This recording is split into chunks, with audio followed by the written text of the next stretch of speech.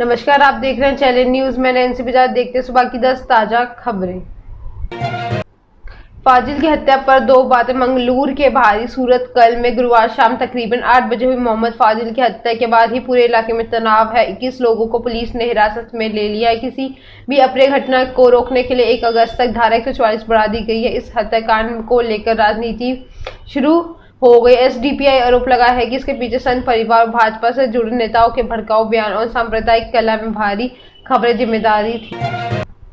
करोड़पति अप्रिता की मां टूटे घर में रहती है। 30 साल की अप्रिता मुखर्जी बीते 10 साल से ही ज्यादा समय के पूर्व मंत्री पार्थ चैटर्जी के साथ कनेक्शन में। ईडी को 2012 में एक कन्वेंस डीड मिली है कि अप्रिता और पार्थ चैटर्जी के जॉइंट नाम पर है। इसी पर आधार ईडी कह रहा है कि अप्रिता 10 साल से फाइनेंशियल और जमीनों के मामलों में पार्ट के साथ जुड़ी हुई है। बल्गेरिया के दीवान पाड़ा इलाके में जहां अप्रिता का पुश्तैनी घर है, उसके हालात खराब है। घर जगह जगह से टूट रहा है। घर में इनकी बुजुर्ग मां मीनाती मुखर्जी अकेली रहती है। अप्रिता की छोटी बहन भी शादी हो चुकी है।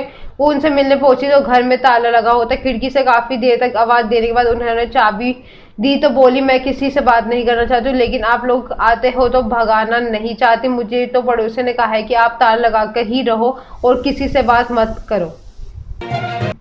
चीन से ज्यादा भारत की निगरानी करता है यूएसए। भारत की खुफिया एजेंसी रो research and analysis wing Mauritius से झाकर लोगों को इंटरनेट अकाउंट्स में ताक-झाक को लेकर विवादों में घिर गई है। लेकिन क्या आप जानते हैं कि भारत में ही लोगों के इंटरनेट की मॉनिटरिंग सरकारी एजेंसियां कर रही है? शायद आपने इस बारे में सुना होगा, लेकिन क्या आप जानते हैं कि अमेरिका की खुफिया एजेंसी एनएसए भी आपके ईमेल या व्हाट्सएप चैट पर नजर रखती है?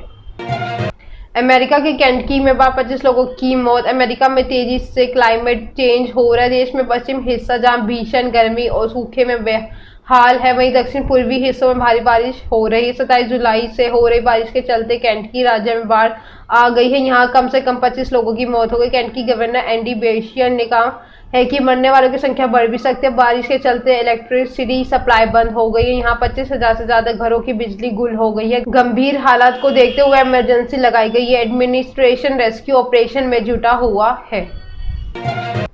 संसद में 10 दिन से टैक्स पेयर्स के 100 करोड़ खर्च। संसद के मानसून सत्र हंगामे के कारण चल नहीं पा रहा है। 18 जुलाई से 12 अगस्त तक चलने वाले मानसून सत्र के पहले 2 हफ्ते में कभी विपक्ष तो कभी सत्ता पक्ष का हंगामे के कारण कार्रवाई स्थगित करनी पड़ी है। लोकसभा और राज्यसभा में इन 2 हफ्तों में 60 घंटे यानी 120 घंटे काम होना था, लेकिन लोकसभा 15.7 घंटे और राज्यसभा में 11.1 घंटे यानी कुछ 26.8 घंटे ही काम हुआ। मानसून सत्र की सरकार ने दोनों सदनों में 32 बिल पेश करने का ऐलान किया। अब टैक्स पेयर की करीब 100 करोड़ रुपए खर्च होने के बावजूद सिर्फ 2 ही बिल पास हो पाए। ये दोनों ही बिल लोकसभा के पास हुए और राज्यसभा में भी 1 ही बिल पास नहीं हुआ है। 30 बिल अभी भी बाकी हैं।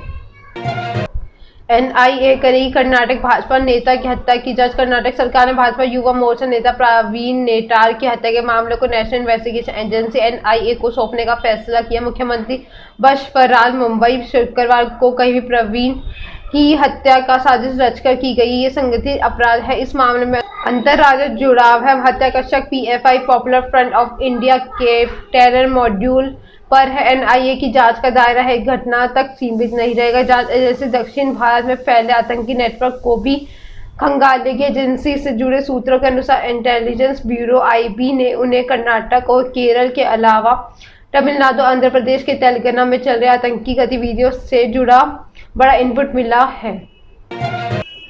आजमगढ़ में हार पर सपा का मंथन। दिल्ली दौरे में लौटने के बाद सपा अध्यक्ष अखिलेश यादव का आजमगढ़ लोकसभा चुनाव में हार को लेकर शनिवार की बैठक की है। लखनऊ में पार्टी कार्यालय और आजमगढ़ के प्रत्याशी धर्मेंद्र यादव के साथ जिले में अभी विधायकों पदाधिकारी भी मौजूद है। चुनाव परिणाम के करीब 30 दिन के बाद सपा प्रमुख में हार की समीक्षा बैठक शुरू हो गई। लोकसभा उपचुनाव परिणाम में 7वें दिन अखिलेश यादव ने रामपुर आजमगढ़ के जिला अध्यक्षों पर समीक्षा रिपोर्ट भी मांगी थी।